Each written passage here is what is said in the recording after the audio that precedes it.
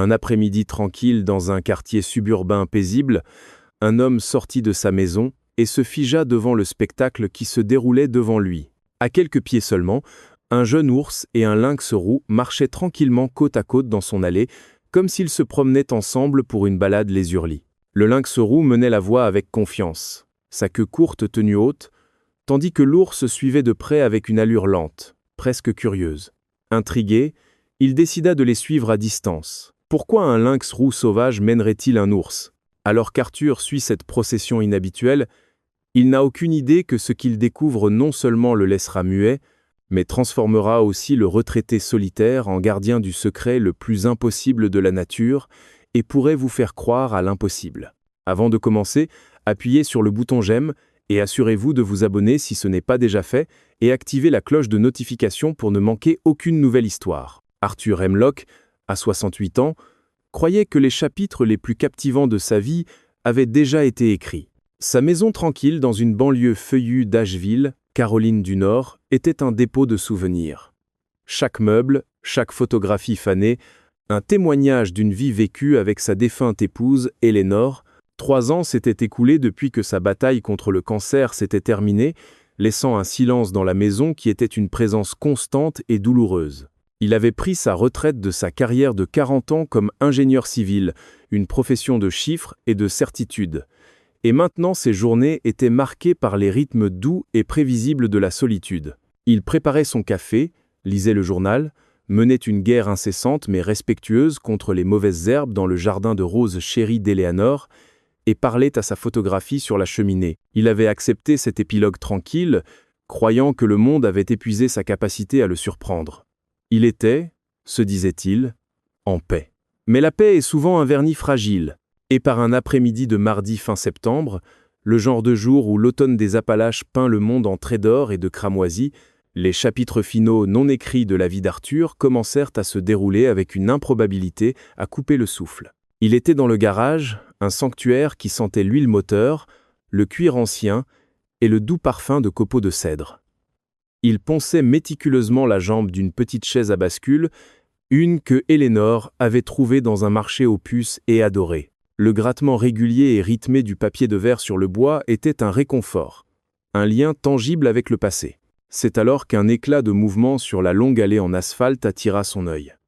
Il s'arrêta au milieu d'un coup et regarda à travers l'éclat brillant du soleil. Ce n'était pas le Golden Retriever du voisin ou le camion de livraison. Ce qu'il vit le fit poser le papier de verre avec une main qui se sentait soudain instable. Marchant au centre de son allée avec la grâce nonchalante d'une monarque inspectant son royaume, était un lynx roux. C'était une créature magnifique, sa fourrure un chef-d'œuvre modelé de beige et de brun. Ses oreilles tiptes avec des touffes noires joyeuses qui tressaillaient à chaque son subtil. Sa courte queue rayée était tenue haute comme une bannière sauvage fière dans ce paysage suburbain apprivoisé. La vue seule suffisait à faire retenir le souffle d'Arthur. Il vivait ici depuis 30 ans, et bien que les Blue Ridge Mountains soient une présence brumeuse constante à l'horizon, un lynx roux dans son allée était un événement. Mais c'était son compagnon qui brisa sa composure et envoya un choc de pure incrédulité à travers son système. Suivant à quelques pieds derrière le lynx roux comme un acolyte dévoué, était un ours noir. Ce n'était pas un mâle dominant massif, mais une jeune ours, son pelage un noir lustré qui semblait boire la lumière de l'après-midi. Elle bougeait avec une allure lente et délibérée, sa tête légèrement baissée, ses yeux sombres et intelligents fixés sur le lynx roux qui menait la voie. Ils bougeaient en un tandem silencieux et impossible. Un prédateur de la forêt et un prédateur des ombres, marchant ensemble comme si c'était la chose la plus naturelle au monde. Arthur sentit une peur primitive non dans son estomac. L'ingénieur en lui, l'homme de logique et d'évaluation des risques, lui criait de reculer, de sécuriser la porte, d'appeler quelqu'un. Les ours étaient des forces de la nature. Les lynx roux étaient mercuriels et féroces. Ensemble, ils étaient une énigme enveloppée de dents et de griffes, une anomalie qui volait en face de chaque documentaire nature qu'il et Eleanor avaient regardé blottis ensemble. Mais une partie plus profonde, plus ancienne de lui, une curiosité qu'il n'avait pas ressentie si keenly depuis l'enfance, le retenait ferme. C'était le même instinct qui l'avait autrefois mené à grimper les arbres les plus hauts, juste pour voir le monde d'une perspective différente. Il chercha maladroitement son smartphone sur son établi, ses doigts maladroits sur le verre lisse. La première photo qu'il prit était un flou tremblant et indéchiffrable. Il prit une profonde inspiration stabilisante, appuya son bras contre le cadre de la porte et en prit une autre. Celle-ci était nette, le lynx roux, posé et confiant. L'ours, son ombre loyale et sombre. C'était une preuve pour une histoire que personne ne croirait jamais. Surmontant sa peur était un besoin intense et brûlant de comprendre. Où pouvait-il bien aller avec un tel but tranquille? Quel pacte avait été forgé entre ces deux chasseurs solitaires? Il devait savoir. Bougeant avec une prudence qu'il n'avait pas employée depuis des décennies, il glissa par la porte latérale du garage, utilisant la masse de son Ford Explorer comme bouclier. Le duo improbable continua son voyage, tournant de son allée au trottoir immaculé. Ils passèrent les haies de buis impeccables de Madame Gable et la rangée de gnomes décoratifs qui montaient la garde sur la pelouse de Monsieur Henderson. Les lourdes pattes de l'ours, qui pouvaient casser une branche avec facilité, ne faisaient aucun son sur le béton. Arthur suivit, son cœur un tambour frénétique, et étouffé contre ses côtes. Il se sentait comme un intrus dans son propre monde, un espion dans le paysage familier de sa vie.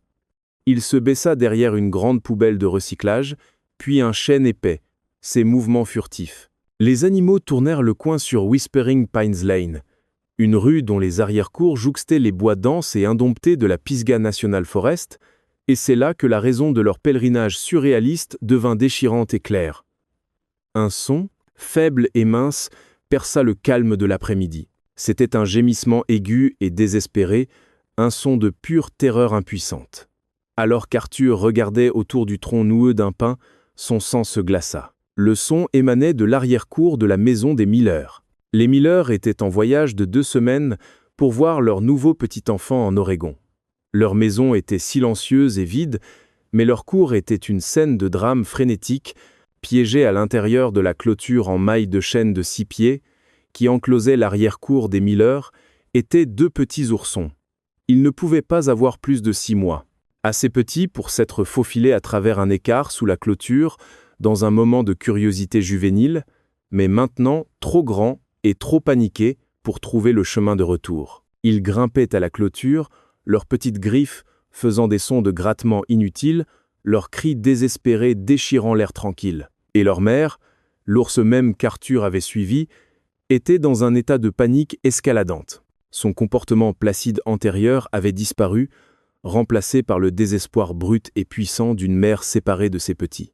Elle arpentait la longueur de la clôture, son corps puissant, une ligne tendue d'anxiété. Elle se dressait sur ses pattes arrière, ses pattes avant pressant contre le treillis métallique inflexible, et émettait un gémissement bas et guttural d'une tristesse si profonde qu'il semblait faire vibrer l'air même. Le lynx roux se tenait à quelques yards, un sentinelle stoïque silencieux sous un cornouiller étalé, son regard fixé sur la crise qui se déroulait, sa queue tressaillant avec un rythme presque imperceptible. À ce moment, Arthur comprit que le lynx roux n'était pas un compagnon aléatoire. C'était un guide.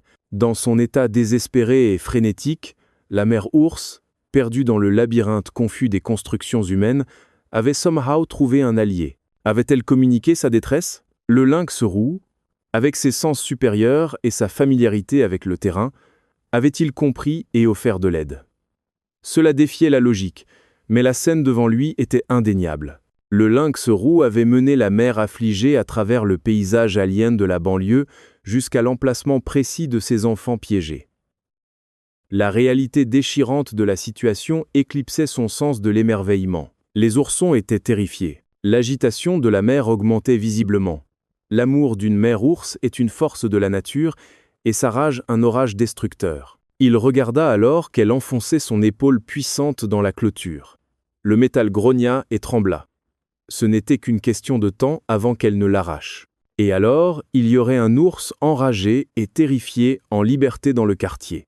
Les conséquences étaient impensables pour les résidents et pour les ours. Les mains d'Arthur tremblaient alors qu'il récupérait son téléphone. C'était une situation bien au-delà de son contrôle. Son esprit s'emballait. Pas le 911.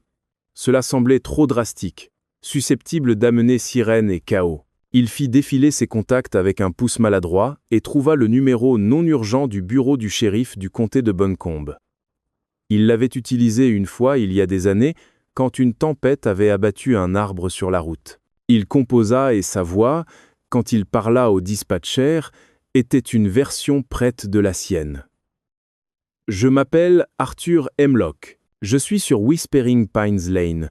Il y a 2 oursons piégés dans une cour clôturée. Leur mère est ici et elle est extrêmement agitée. » Il prit une respiration puis ajouta « Et vous allez penser que c'est étrange, mais il y a un lynx roux avec elle. » Il y eut un bref silence compréhensible à l'autre bout de la ligne. « Un lynx roux, monsieur ?» demanda le dispatché, son ton professionnellement neutre, mais teinté de curiosité. « Oui, » affirma Arthur. Il semble être avec l'ours. À son immense soulagement, le dispatché traita l'information sans question supplémentaire. Elle confirma l'adresse et promit d'envoyer immédiatement des agents de la North Carolina Wildlife Resource Commission. « Monsieur », ajouta-t-elle, sa voix maintenant ferme et autoritaire. « Veuillez maintenir une distance de sécurité. Ne vous engagez pas avec les animaux. Si vous pouvez le faire en toute sécurité, veuillez retourner chez vous. » Mais Arthur trouva qu'il ne pouvait pas partir. Il sentait une responsabilité inexplicable, un besoin de voir cela jusqu'au bout. Il recula de l'autre côté de la rue, trouvant couverture derrière un grand érable robuste qui offrait une vue claire. Il était un témoin silencieux du drame brut qui se déroulait.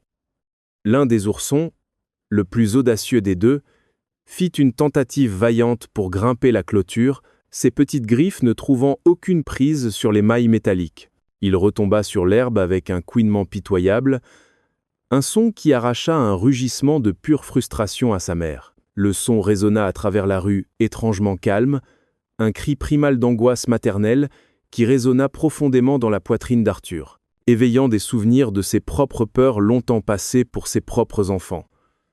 Les minutes s'étirèrent en une éternité. Il pouvait sentir la tension monter avec chaque seconde qui passait. La mère ours enfonçait maintenant systématiquement les poteaux de la clôture, son poids immense, les faisant pencher dangereusement. Un rideau tressaillit dans une fenêtre de l'autre côté de la rue. Il vit le visage alarmé de Madame Gable regardant dehors. Puis un son bienvenu brisa la tension. Le grondement bas d'un camion qui approchait. Un Ford Ranger vert foncé avec l'insigne officiel de la faune de l'État sur sa porte s'arrêta tranquillement au bout de la rue. 2 agents, un homme et une femme, en sortirent. Ils bougeaient avec un calme pratiqué et une efficacité qui semblait immédiatement abaisser la température émotionnelle de la scène. L'agent masculin vit Arthur et leva la main, un commandement silencieux de rester sur place.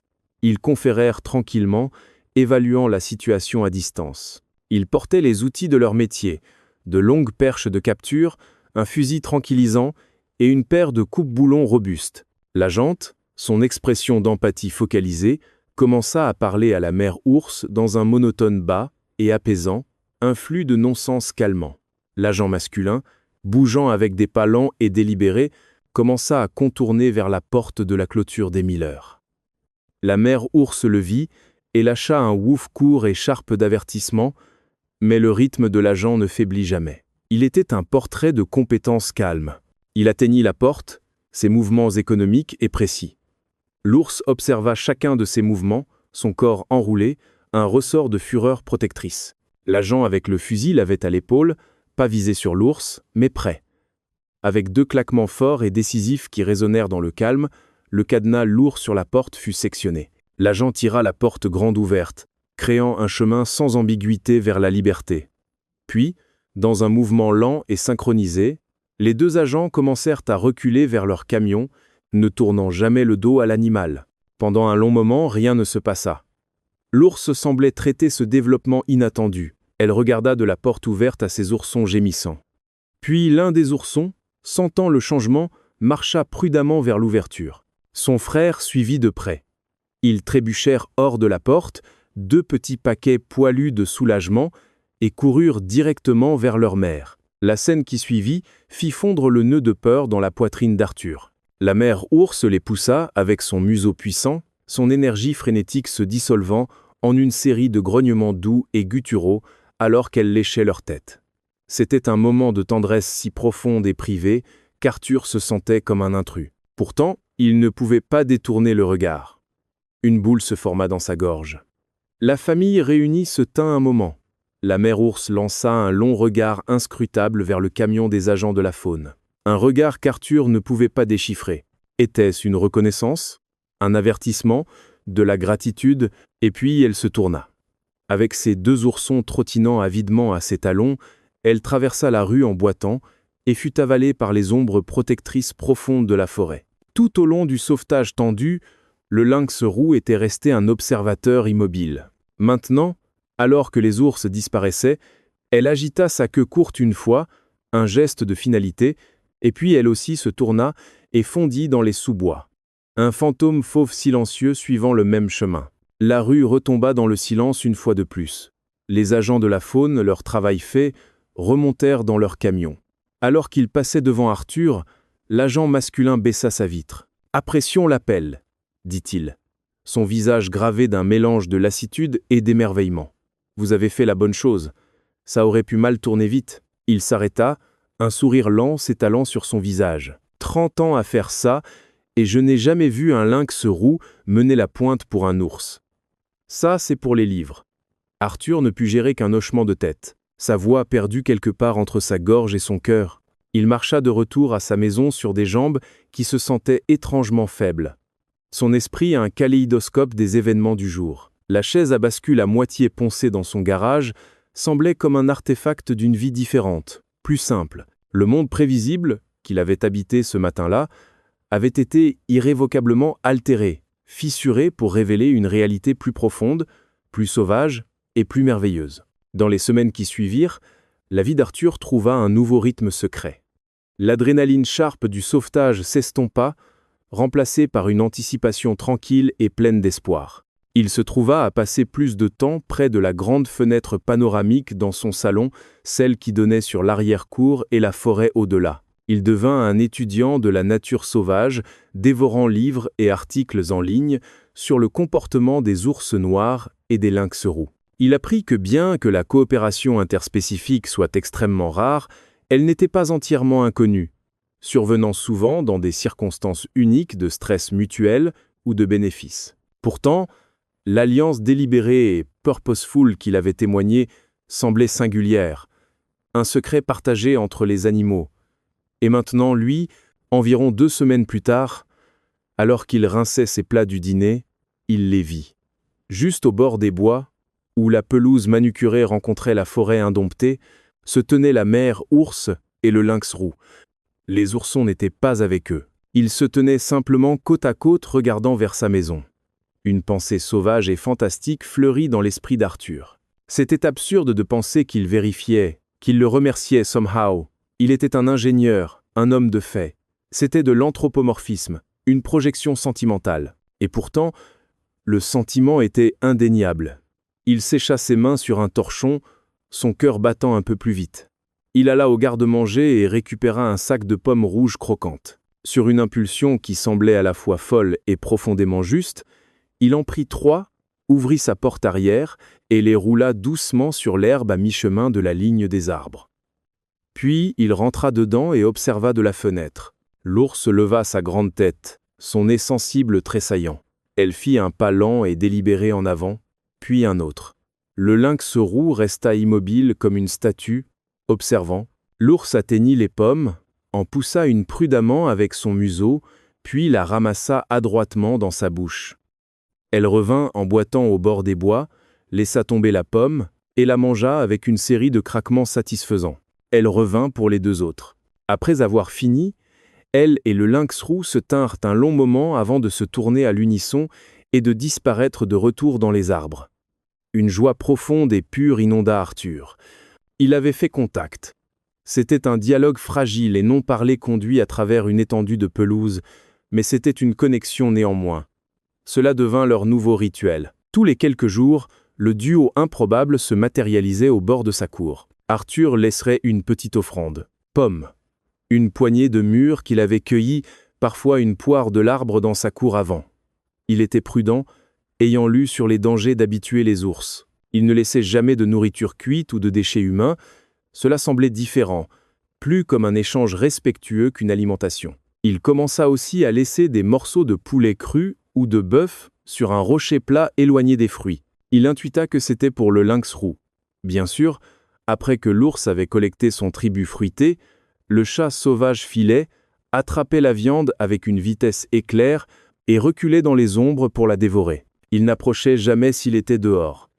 Une distance respectueuse était toujours maintenue. Il était leur bienfaiteur tranquille, l'homme dans la maison qui fournissait des cadeaux sans demande.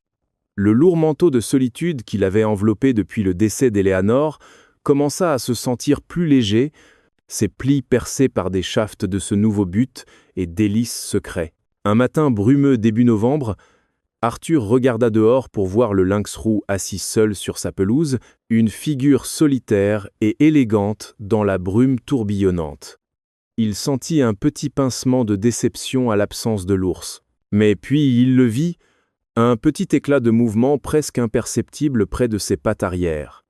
Et puis un autre, 2 chatons impossibles petits et duveteux, réplique miniature de leur mère, trébuchèrent de derrière un grand buisson de rhododendrons. Ils étaient un tourbillon chaotique de taches, de pattes surdimensionnées et d'yeux bleu-vert lumineux. Ils bondissaient et luttaient, lançant des attaques féroces et maladroites sur la queue tressaillante de leur mère. La mère lynx roux les observait, son intensité habituelle adoucie en un regard de patience sereine, interrompant occasionnellement leur jeu pour un léchage de toilettage rugueux. Elle avait amené ses enfants sur sa pelouse, elle avait jugé cet endroit, son sanctuaire, assez sûr pour sa propre famille. Les yeux d'Arthur, qui n'avait pas versé une larme à sa propre fête de retraite, se remplirent. C'était le geste ultime de confiance, un cadeau plus précieux que n'importe lequel qu'il pouvait offrir. Il sentait comme si les animaux qu'il avait aidé à sauver le sauvaient maintenant à leur tour de la désespérance tranquille de sa vie solitaire.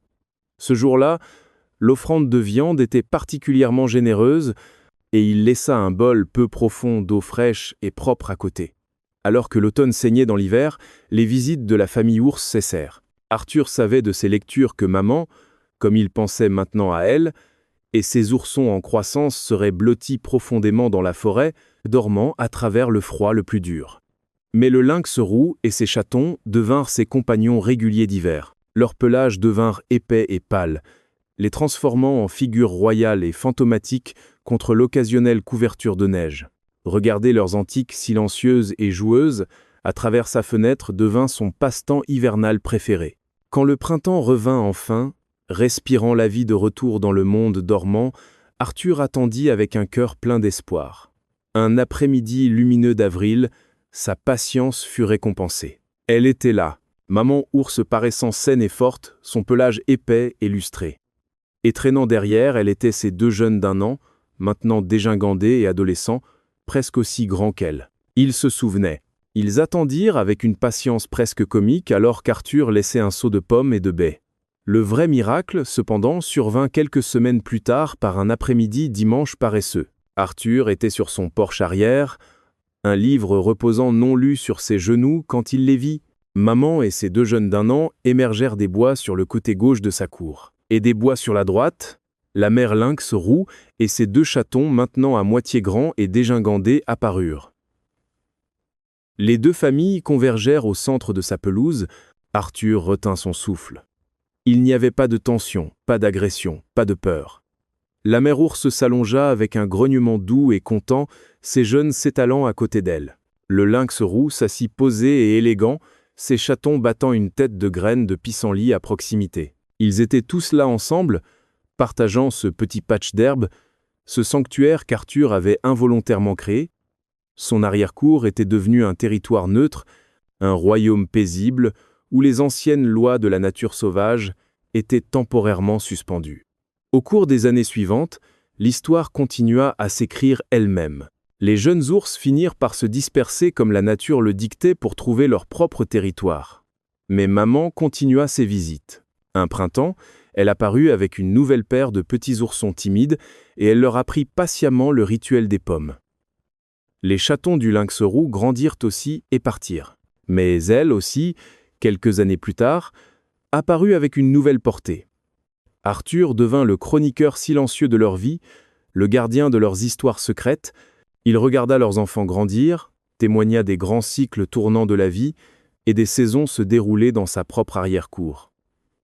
Il ne chercha jamais à les apprivoiser, ne franchit jamais la ligne invisible de respect qui séparait leur monde. Il comprenait que leur sauvagerie était la source de leur magie, et son rôle était simplement d'être un ami tranquille et constant. Ses voisins restèrent heureusement ignorants.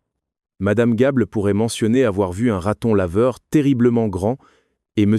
Henderson demanda une fois s'il nourrissait les cerfs. Arthur offrirait juste un sourire doux et non engageant. Ce monde était le sien, un secret privé et précieux. Le livre de la vie d'Arthur Hemlock n'était plus fermé. Il était devenu un document vivant, étendu, rempli de drames tranquilles, d'un amour profond et d'un sens constant d'émerveillement. C'était l'histoire d'un homme qui, dans le supposé épilogue de sa vie, découvrit que les chapitres les plus beaux restaient à écrire. C'était l'histoire de comment une vue choquante et inexplicable, un ours suivant un lynx roux dans une allée suburbaine, avait fissuré son monde et guéri son cœur, forgeant un lien silencieux et sacré entre un homme et les âmes sauvages qui avaient choisi pour leurs propres raisons mystérieuses de lui faire confiance.